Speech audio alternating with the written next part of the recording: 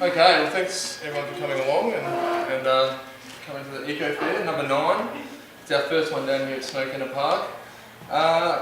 This talk's called Excellent Adventures, because this year's the International Year of Sustainable Tourism, and every year at the EcoFair we try to make sure that we link it in somehow to the UN International Year or something. So, you know, in the years where it's been life and soil, we've done gardening and solar, we end up doing that every year. But yeah, this year's the International Year of Sustainable Tourism, and given we are a tourist town and tourist region, we thought it would be really important to engage with the tourist sector and find out what's happening already, what can be done, and what people are doing in their own businesses as well. So for the next hour, we're going to be talking about all things tourism and sustaining tourism in Central Australia.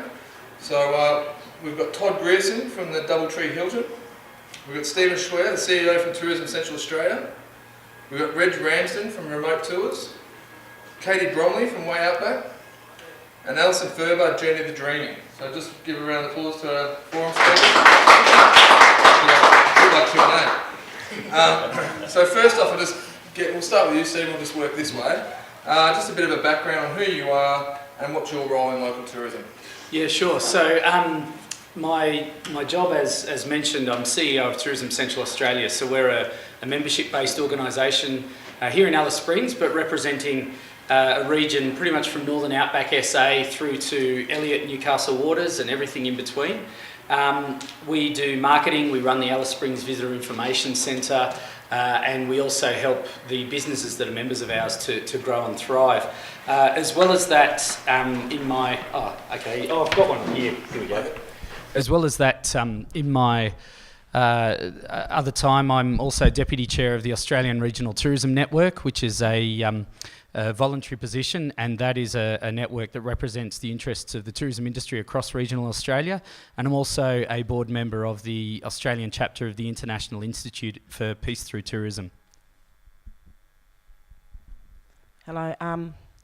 My name's Alison Ferber. I'm an Arid woman of this country. I've decided to start my own business by delivering my own tours. And it's mainly just an educational tours, because I've been working in education for a very long time, and I've decided to go into tourism. Instead of teaching in schools, I rather teach children and adults of all ages, and it's just mainly education, and it's mainly about accepting the culture, or not accepting culture, but learn a bit more about the culture and learn more about our history as well. So that's the kind of things I'm doing at the moment. And I've just created another tour. It's a sunset tour, which I'll be doing at Olive Pink. So it's keeping me pretty busy, but I love meeting people, and I love talking to people, and I love sharing my culture and and my history. Okay, thank you.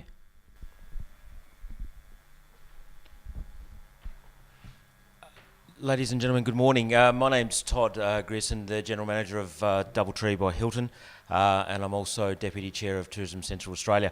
For those of you who aren't aware of my hotel, we have a hell of a lot of solar panels. We have 1,200 solar panels there, which so when that building, when it was installed, it was the largest solar installation in the Southern Hemisphere, which is quite a big tag to have. For Alice Springs to have such a huge installation. We've got numerous installations throughout the building from a sustainable point of view, and which we'll touch on a little bit more later on as the questions progress. But we're doing some other exciting stuff as well with garden waste and with our hothouse and so forth. But we'll touch on that as we go through. Thank you. Hi guys, my name's Katie. I come from Way Outback Australian Safaris. I'm a tour guide for Way Outback. We've been going for 18 years now. I've been working for Way Outback for 8 years. So pretty keen to tell you guys what we do and how we try and be as sustainable as possible. G'day, I'm Reg Ramsden. I own a business called Remote Educational Tours. I bring kids from around Australia. I think it's very important that they get to learn about Indigenous people and what's going on in their own backyard. They come out, they do community service, they help out build veggie gardens, paint houses, put hot water systems on roofs, installation in roofs, whirlybirds in roofs, but it's all about helping our Indigenous brothers and sisters through also education of non-Indigenous kids from around Australia. And I think it's important that we can bring both of them together and make it a sustainable business for our locals out there at Kings Canyon. And that's probably the main thing, is to make sure that I bring our Indigenous brothers and sisters along for the ride within the tourism ventures that I have created. I'll head back and you can answer the next question, Reg, and then we'll hand back that way. So there's a lot of talk about sustainability. What does sustainable tourism mean to you? Sustainable tourism, what it means to me, it's all the recycling and all that sort of good stuff. The food that we produce is making sure that we don't have too much waste, and whatever we have left over goes back to the Indigenous brothers and sisters that I work with, and what they don't want would then probably go down to the dogs, the scraps, etc. But also having solar energy at my campsites. Both of my campsites are run by solar. But I suppose the main thing is sustainable business is because I work closely with a group of Indigenous people out near Kings Canyon, is not getting too big for them, making sure that they are sustainable, they're happy, consulting them. And the main thing is helping them educate their children, because their children, I feel, are their future, to pass on these stories, especially out near Kings Canyon. When we've got 250,000 people visiting Kings Canyon each year, I think it's important that they get the chance to tell their story and get involved in tourism. It's about what I can do with my business, and my social responsibility, I suppose, is to make sure that I'm giving back to the kids and the locals in that area. And my whole business is built around a reconciliation action plan, which we call a RAP, and it sort of puts things in perspective, in place, what I'm going to achieve each year in helping these Indigenous people come along for the tourism, because quite often they don't get involved because they're not invited to be involved with a lot of businesses that make a lot of money out of their sacred sites, their ancient history, their beautiful way of life, and all those beautiful things that go along with working with Indigenous people. And I think it's important that my business looks at what can we do as a business to make sure that this happens to them. Thank you. I'll just interject there. I think Reg just answered the next three questions in that. No, it's all good because it's going. So what I'll do, I'll just make sure for everybody.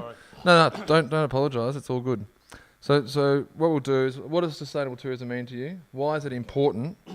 And what are you doing in your business to be sustainable?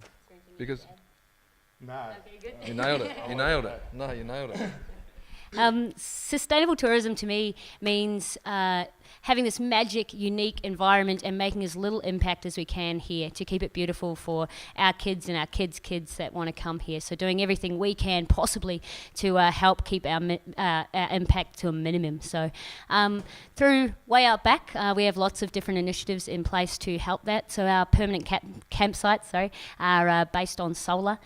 We also have permanent tents, which have recycled bottles as their base. It's a special material we've used.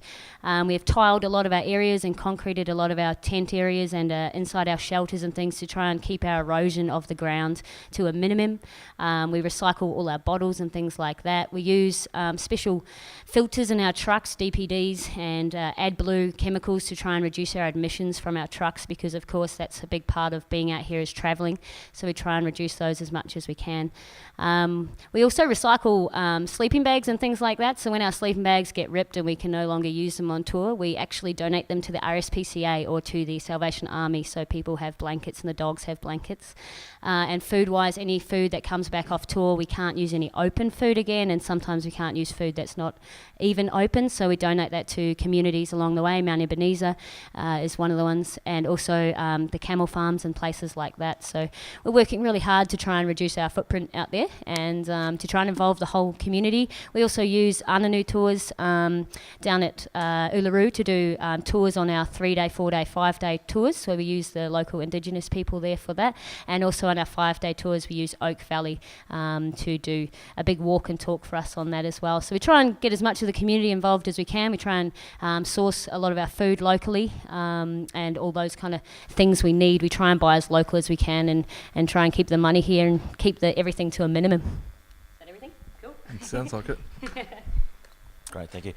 I guess to start off, in terms of sustainable tourism, what's the absolute ideology? And it's sort of, take only photographs, leave only footprints. And as a large hotel, they can take up quite a lot of resources out of the environment, and what we try and do is minimise that footprint as much as we possibly can. I mentioned the solar installation that we have on our building. That generates over 500,000 kilowatt hours of energy per year, which is enough to power over 25,000 households. So it's a significant installation there, which really does reduce the reliance on the electricity network.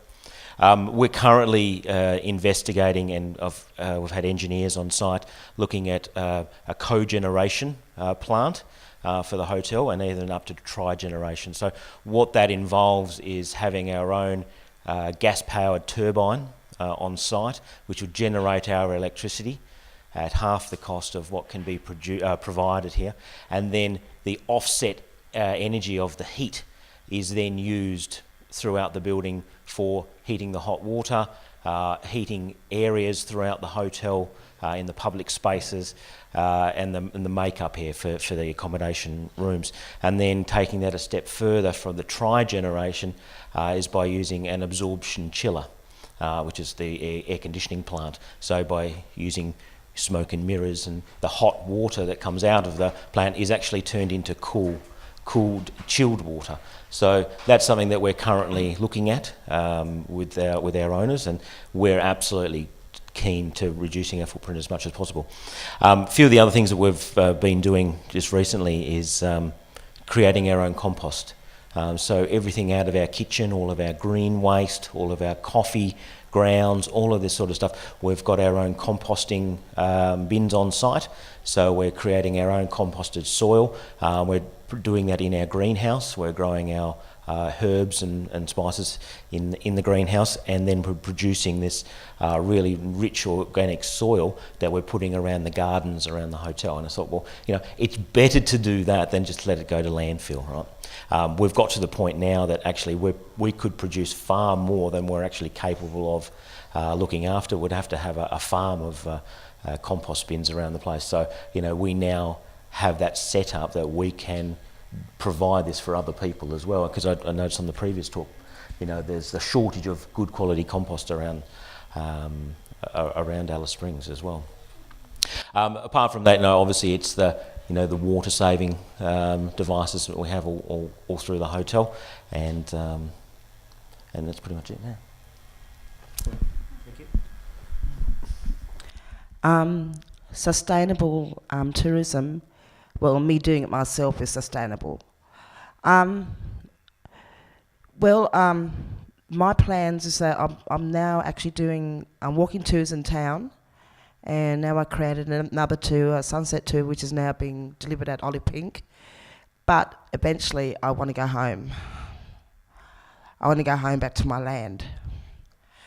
And when I eventually go home, I'm going to be sustainable. I'm going to grow vegetables, bush foods, bush medicines, take tourists out there, and they can also learn, or not learn, but experience what's it like to be like learning about sovereignty as well. So we're going to be out there, take my families home, and we're going to create our own jobs. We're going to create children, our families come out there and grow vegetables, grow bush foods, grow bush medicine, go hunt for our own foods, experience with tourism about how they can eat bush foods, experience about bush medicine.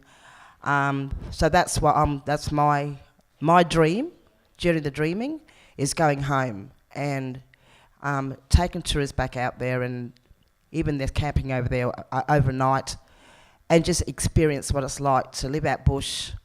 Yeah, that's as sustainable I can get. But we want to go home. We want to be self-determinated. We want to create our own jobs. We want to just go home and live off the land. And that's what I want to do at the end of my tours, is taking people home and experience bush foods, bush medicine and bush foods. So that's sustainable tourism, what I'm looking for and I'm focusing on right now. Okay. Thanks. Yeah, it's interesting hearing from the other panellists. These are all best practice examples. From a Tourism Central Australia point of view, we've got members who, in fact, all of these businesses are members of ours. So we've got members who provide that best practice example, but we've also got members who maybe aren't aware of how to become more sustainable. And so our role is one of leadership for those businesses. So of course we do the usual things like promoting ecotourism accreditation and respecting our culture certification and all of those kinds of accreditation programs, climate action certification. We also assist individual businesses to understand how they can reduce their impact on the environment. We've got a page on our website. If you have a look at discovercentralaustralia.com and then search for Going Green, it actually talks to both travellers and to businesses about what they can do. So travellers, what they can do to reduce their environmental footprint when they travel, and businesses, what they can do to reduce their environmental footprint. But, you know, with all of the examples that you've heard, I think it's the perfect example of that whole idea of the triple bottom line with financial and social and environmental sustainability. One of the things in the tourism industry that we need to be very careful not to do is love the places that we promote to death. And that's a serious issue for the tourism industry. When you do have high volumes of people coming through a region, it's about managing the numbers of people and managing them in a way that ensures that there's minimal environmental impact, and that comes down to things like site hardening. So one of our jobs as an organisation is to lobby organisations and government to make sure that things are done in the right way. So making sure that certain sites are site hardened so that they can have a high carrying capacity of travellers, and making sure that those areas aren't areas of very, very high eco-sensitivity or anything like that, making sure that they're areas that are going to be spectacular for the tourist to visit, but also areas that can be hardened in a way that they're reducing their impact on the environment. So that's another way that we do that. And so with all of these programs, our hope is that we're influencing the businesses that are members of ours and also the wider tourism industry to be aware of these issues and make sure that their business is financially sustainable by making sure that they're focusing on environmental sustainability, because the worst thing that would happen is if a business is ruining the environment that they're travelling through, so much so that they're not able to visit those places again. So that's what we as an organisation try and achieve. Great. Let's just go. Yeah, go for it, and then we'll. Look, I also am a member, I have Crystal Journeys NT. I'll stand up, I guess.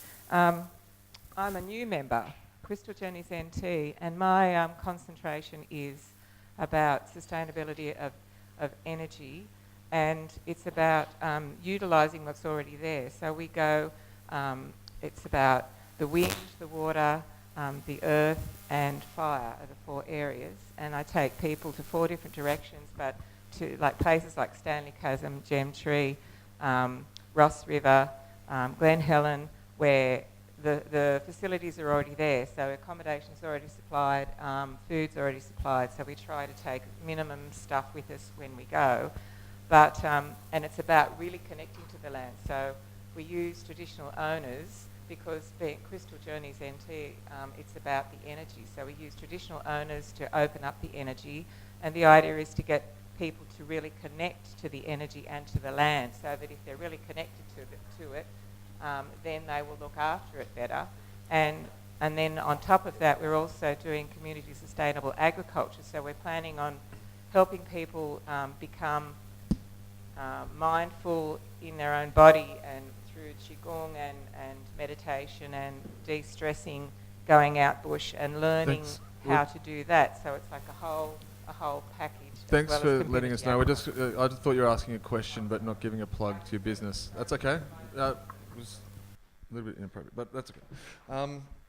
So we've just heard of all the best practice stuff that's going on here at the moment. Like, these are all leaders in the field in Central Australia, and always when you're at the top of your game, there's always things that you can do better. And I suppose, are there things that you're not doing at the moment? And we have heard some little snippets, but what are some of the main things that you'd be really keen, and we're supposed to start with Stephen and work our way back, that's not happening out here but you really think should be? Yeah, thanks. There's so many things going through my mind with that, because there's so much more that we could be doing. At a minimum, I want to see every single tourism and retail and hospitality and any business related to the visitor economy, making sure that as an absolute minimum they're eco-certified. I'd love to see that, because the process of that takes you through everything from, are you using the right kind? Are you buying the right kind of paper for your office? Are you using too much paper? How can you reduce it? Like, really base level things like that. Through to, as Katie was talking about before, what sort of emissions are coming out of the vehicles that you run, the premises that you're in, and then right through to power generation that Todd was talking about before. So it makes you think about each of those steps. So I would love to see, at a minimum, every single business being certified. I would also love to see the more care taken with some of the sites that we use, and one of the ones that comes to the top of my mind is Ellery Creek. People may be familiar with the entrance into Ellery Creek. That is a good example of how not to site harden a place. That first bit of dirt road is perfect for erosion, and that's going to cause some issues, and already does, with the amount of potholes and all of that kind of thing. Just making sure that little access points like that are hardened in a way that aren't going to degrade further the environment around them. And there's lots of other little sites like that, but that's just one that comes to mind. And more of the ways to see the landscape that mean that people don't have to go bush bashing. So, for example, there's a mountain bike tourism push on at the moment. There's a lot of really good trails, making sure that those trails are built in a way that's sustainable, and also making sure that they access areas that people really want to see and get to in a managed way, so that people aren't going off trail to then discover things for themselves, which creates some degradation. So there's a few things off the top of my mind. Just as a side on that, the government actually just put on a trailability workshop that about 20 of us attended, and it was really interesting to learn about erosion and trail formation. So they've been quite proactive in that space, educating the community and the trail leaders. Sorry, Jimmy, what's your question again? Oh, it's just like, what are the things that, what would you like to be doing if you're not doing them already? So what are the things, if you had the means or the money or you're aiming towards doing? You mentioned about going back onto country. Yeah, it's mainly the problem is with my mob is that we're lack of funding. So, but as I said before, the only way I can go home is create my own job in town, which is what I've done. So I created my own job in town, and I've now created another job. So I'm doing tutors, but as I'm talking to Jimmy, I says my big aim, my biggest focus is going home, and I just want to go home and live off my land and share that with tourists, visitors. And it's merely about education. It's just educating people and educating them, coming up, inviting them back home, come and stay with us and understand why land is very important to our people, and getting them to come and just experience camping out there with us and experience how the land does look after us. And the land is very important to our people. And that's what I want to share with tourists and visitors, because I've had visitors from all over I've had visitors from Sweden, Germany, and it really blows my mind that a lot of these people, they want to learn about our culture, and the only way I can do it is create my own jobs in town. So that's why I can create my own money. But the thing is, I want to go home, take my kids home, take my grandchildren home, and then do a lot of networking. With the other families, because there's about 7 families that live out there, and I want to actually network with my families, not compete. I want to network so we can all work together of going back to our land and living off our land and being sustainable. That's as sustainable I can get, but that's my big dream, is just going home. I just want to go home. And Where's home? about 60 k's up Stewart Highway. Yeah, Baringa Nanak people we are, the Baringa. And just share and network. That's what might be impact at the moment. And I want to talk to you later too. No worries. And Todd, you were talking about your co and tri-generation plants. Is there anything else out there that you want to be doing that you haven't? Yeah, look, and I think this extends past us as well. I think waste management and recycling in Alice could really be improved. I think we've got a lot to go in that space. A prime example, we'd probably send away 18 cubic metres of cardboard a week, but that goes on a truck and goes down to Adelaide. This sort of stuff we need to be managing it here locally, especially the way with the glass and just general recycling across the board. I think that there's an absolute huge room for improvement here.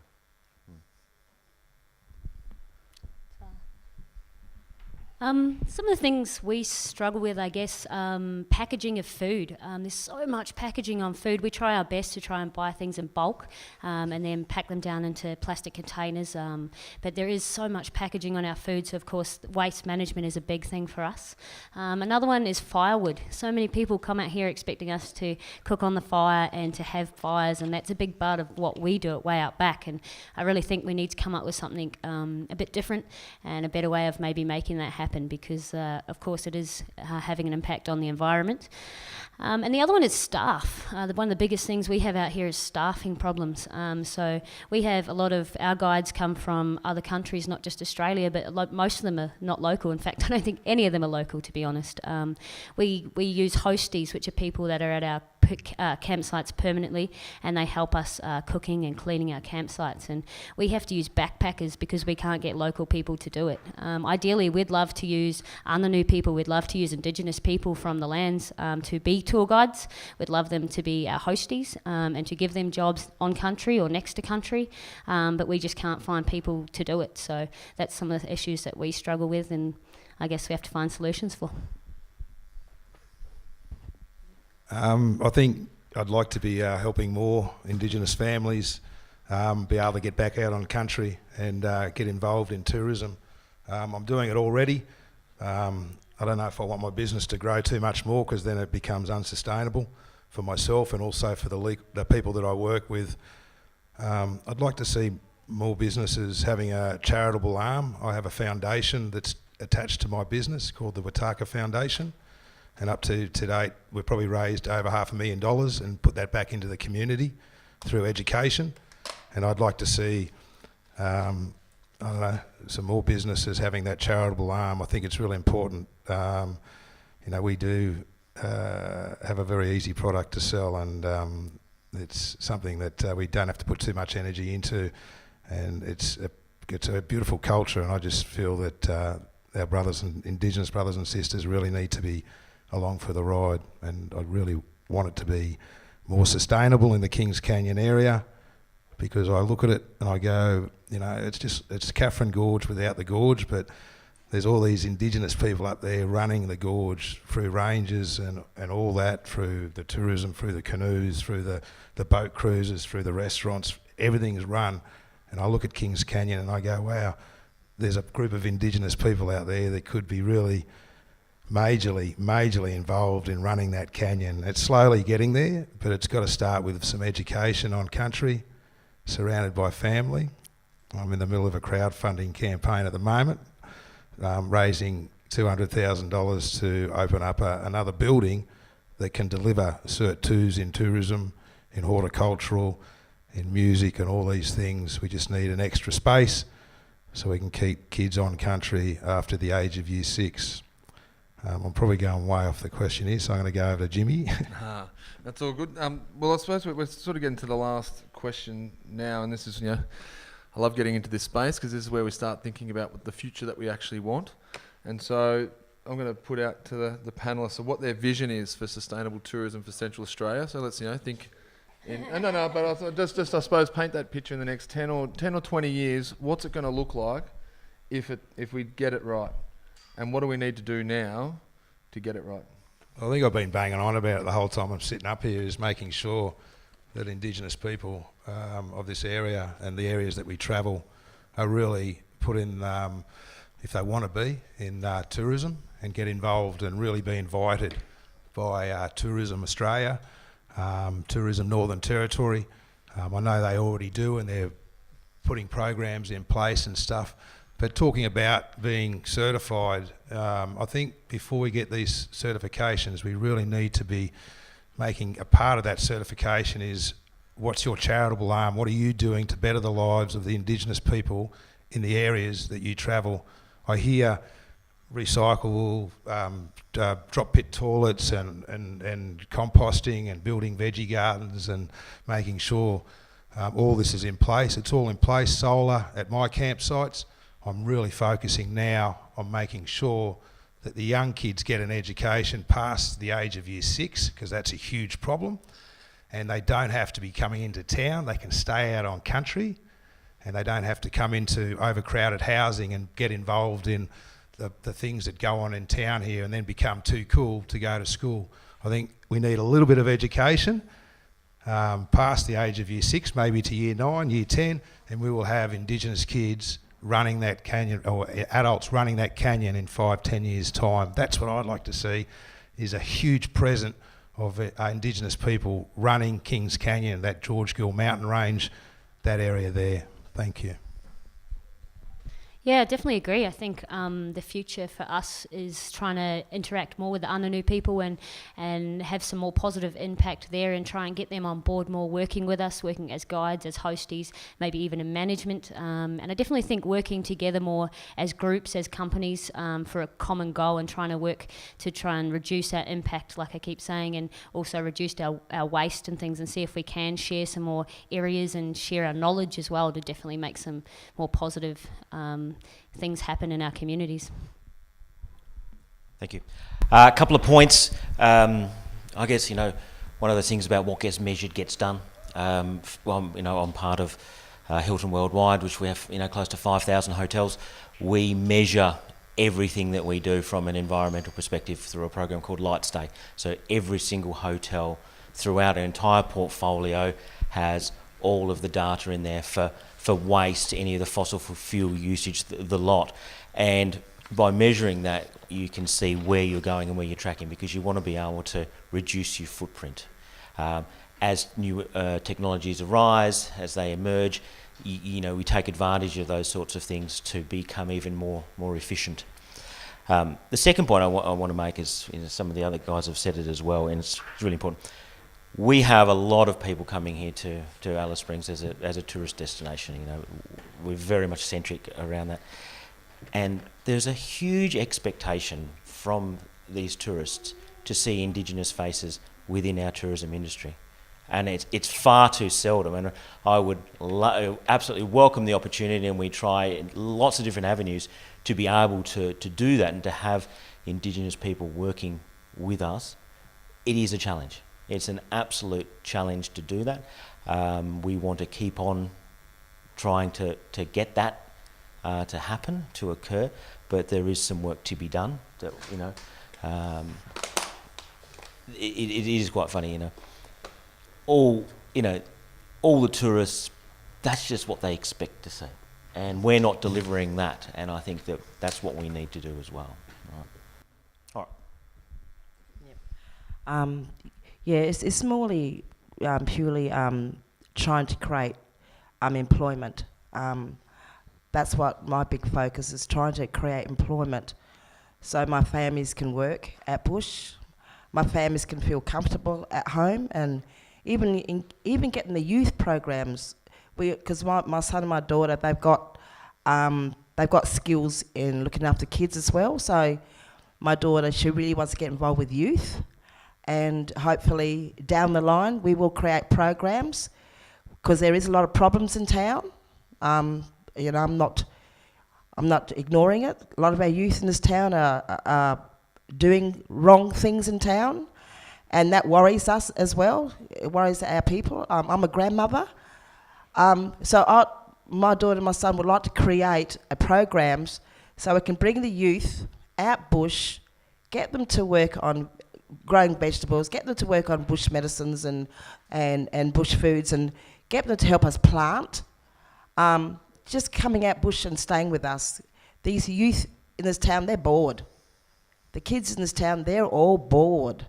So I think our people need to take on our own problems, take all these youth kids out bush and get them to do something, because they're in town, they're very bored kids.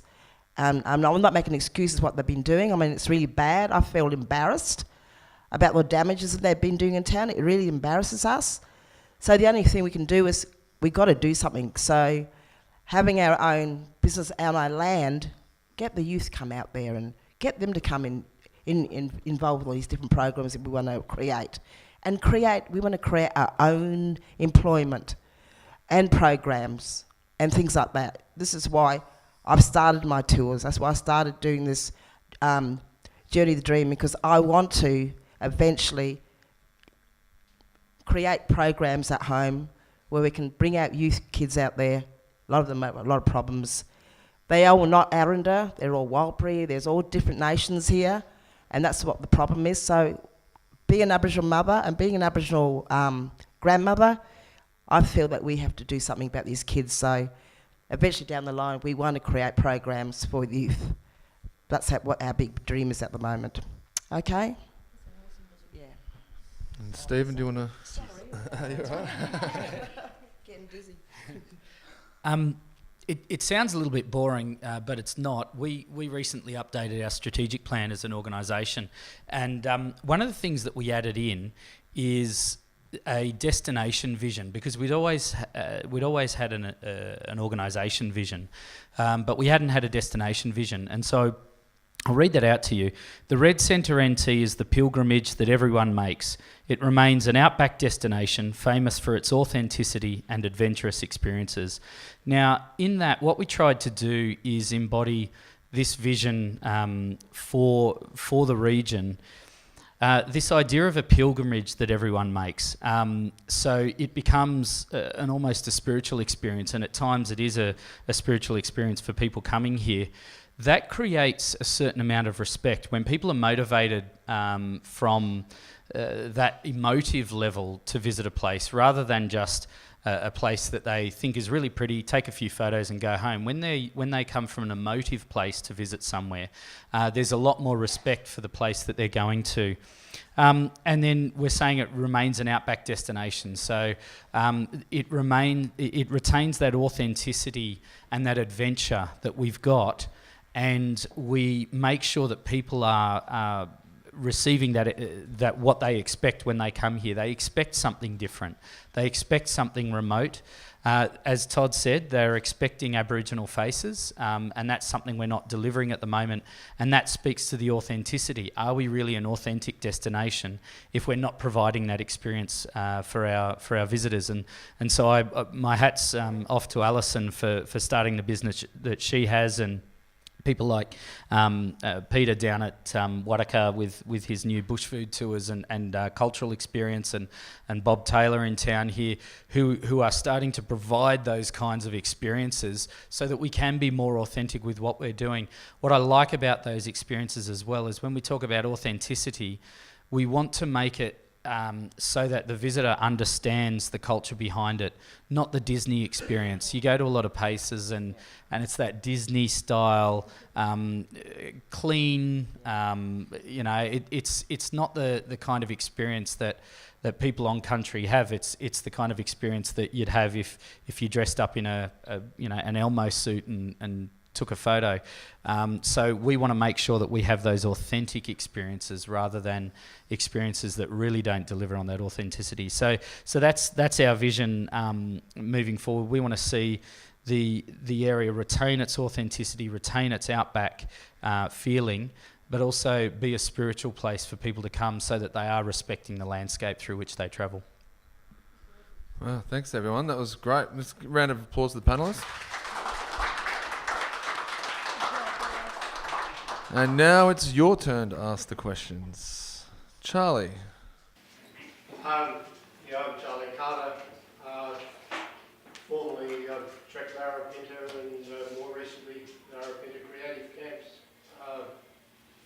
I've been in tourism for more than 20 years in Central Australia.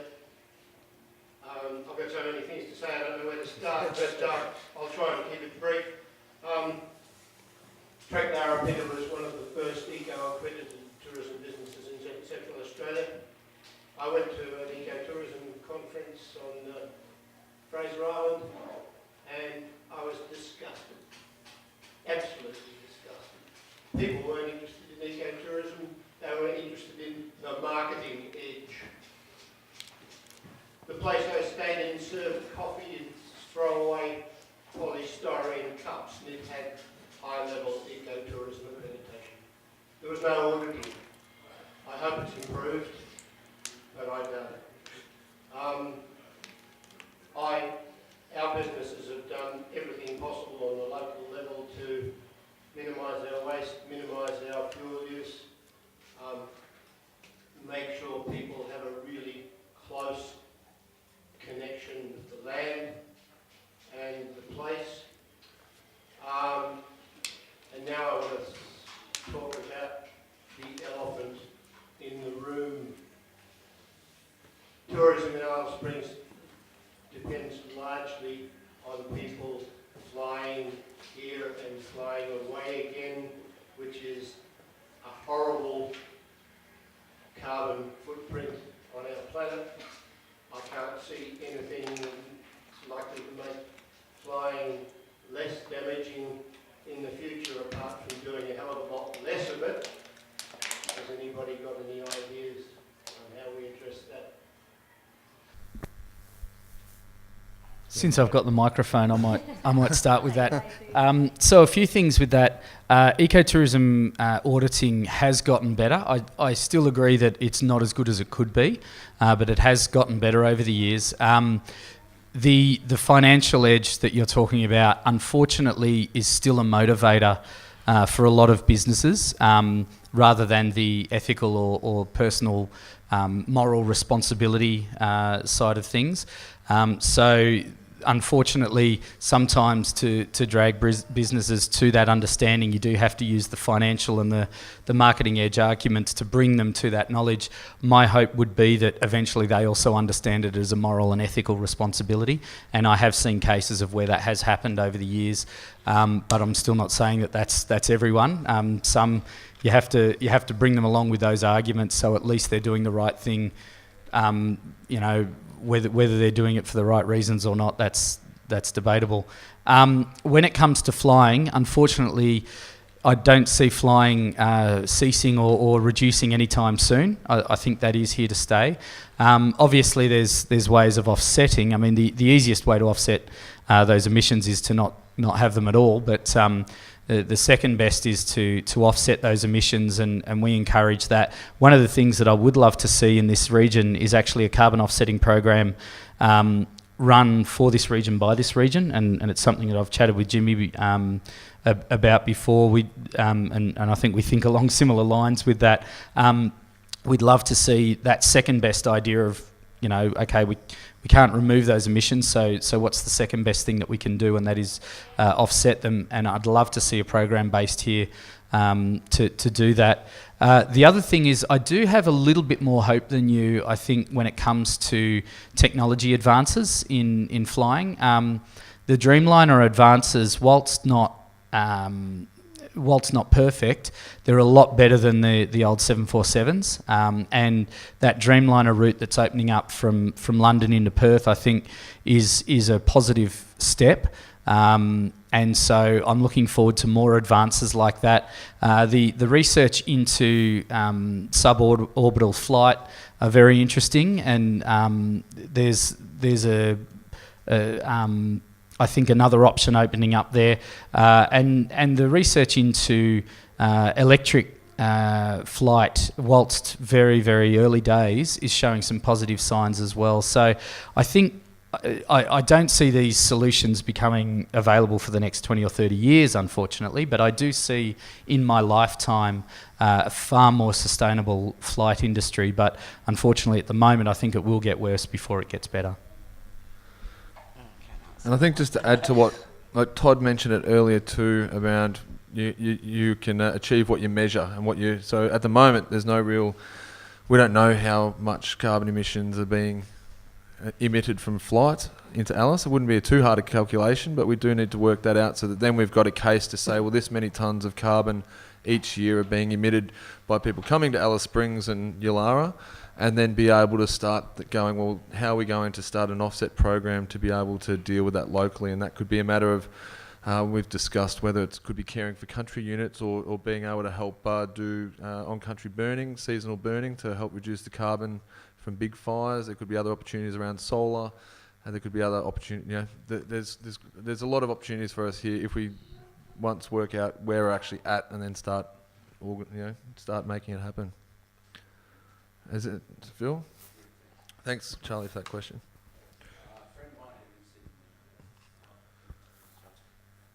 A friend who lives in Oakland in California sent me a really terrific article from the New York Times from a couple of weeks ago that talked about the whole Outback experience, and that they did a terrific coverage. It wasn't just around Central Australia, but Western New South Wales and Queensland, and looking at these wonderful adventures that people can kind of have that aren't involved with the Disneyland stuff, that are involved with connecting with country, connecting with people, enjoying bush tucker, learning stories. So that kind of presence, I suppose, it was a really enjoyable article, and I figured, oh, well, if it's New York Times, then lots of other people are reading it, and they are going to be looking to come for the Outback experience of riding horses and helping people to muster cattle and all that sort of stuff. Those real Outback terms. So the good news is out there. You just got to get them to come and bring a friend on each finger. Just maybe two more questions, and then we'll have to have a break for the next session. Yeah, my name's Robert Gates, and I would like a comment from each of the panel about mindfulness. That I see a lot of tours going up and down the road, and I don't see much mindfulness in them. They're just there to extract the money, take the tourist to a rock, and then come back and see you later. And I think that we need to be mindful in the way that we do our business operations, and particularly in our wastage, because if one of our businesses were to, tourist business, try to go carbon neutral, try and do that with the amount of diesel that you're using, go carbon neutral. Thanks for that question. Mindfulness is it's sort of one of those. It's a new topic for a lot of people, and some aren't really quite sure what it is. If you know mindfulness, you'll know a chap by the name of Michael Bunting. Michael Bunting is quite a successful author on mindfulness, and he's been doing a series over the last 2 years, a series of training courses with all of our Hilton properties in Australasia with our senior leadership teams. And he was here 3 weeks ago, so he takes us all through his workshop, and there's a number of exercises and things that we do. And mindfulness can be quite thought-provoking because you don't really see it for what it is sometimes. And so, yeah, it's absolutely, it's one of those things where it challenge the way you look at things, the challenge the way you behave, and the challenges, particularly for us, in the way that we conduct ourselves in business. But yeah, there's absolute benefits in doing it more, but it is still, it's still very much a confusing topic to many, I would suggest. To me, mindfulness is being in the moment and appreciating the moment, and I feel that that's an interesting question or an interesting comment. I definitely think we do offer our people a chance to be mindful on our tours. We actually encourage it very actively for them to enjoy being where they are, to connect with country, to feel the special spirit of the land, and we do work with Ananu people who are typically not fast-paced, and they are there to encourage them to, again, connect to country. And I think even though our tours are short and a lot of people are time poor, which is unfortunate for us, because we would love to go on longer tours and take people to see beautiful spots and to be able to sit there and enjoy it for long periods of time, but most people don't have that capacity either. So for us to take them on walks in places like Wartaka, Kings Canyon, Katajuda, Uluru, to give them 20 minutes to sit at a beautiful waterhole at Uluru, at Mutujulu, and to be able to just think about where they are and what they're doing and enjoy that experience, listen to the birds, I think that's a big part of what we do, and people come away saying that we've changed their life. And it's not all about sitting around holding hands and being hippies, but it is an awesome thing, and we do try to encourage it actively. Yeah, I encourage it big time with my school kids that I bring up here. I think it's important that Aussie kids know what's going on in their backyard, and we do have moments where we sit down and have journal time and they write their thoughts or they draw pictures. They sit with nature. I'm constantly telling these kids, you know, nature intended us to walk through country nice and slowly, not just rush through. So all the time, constantly reminding these Aussie school kids. Most people keep their travellers out here for 3 days. I keep them out here on an average of 5 to 9 days. We spend 4 or 5 days just sitting with nature, with the locals, and connecting with country. I do totally hear what you're saying. There's a lot of businesses out there, they're just worried about lining their pockets full of money. And I think mindfulness is also giving back and making sure, as I keep saying, our Indigenous brothers and sisters come along for the ride within tourism. And I know that's a huge gap, and it's very hard to get a group of Indigenous people. But I've put 26 years into tourism out here, and I've made some amazing friends with Indigenous people, especially in the Wataka region. I've been working with them for 26 years, 10 years with my own business. These Aussie kids that I bring up come from some of the most exclusive private schools within Australia.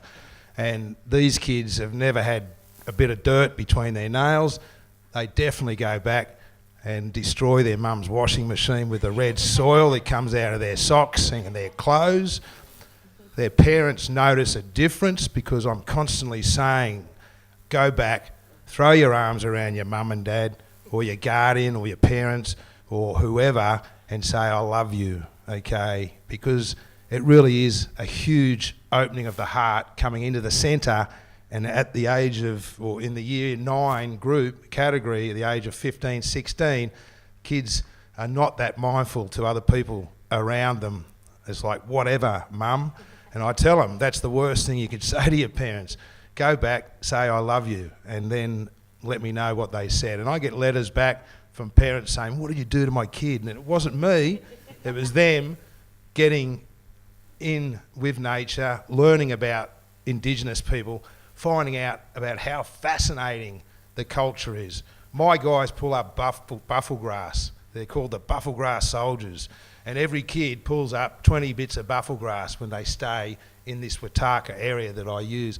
We go out and we slash around these old trees that our Indigenous elder out here said that we should be protecting, because I understand that these trees, they are the ancestors, they are the elders of the past, and maybe that's why I'm constantly being pushed into this educational market and making sure, because I've got these elders that are loving what we're doing with these old trees out there. These trees need to be saved, okay?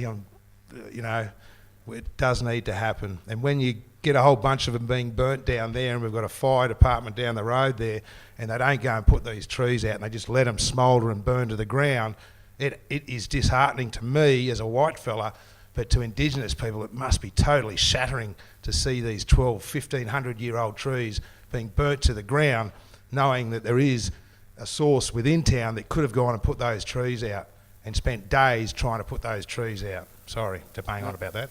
That's okay. Well, you'll be able to hear more about the fires and that later at 1:30 at the main stage out there. Okay. So that was a good segue.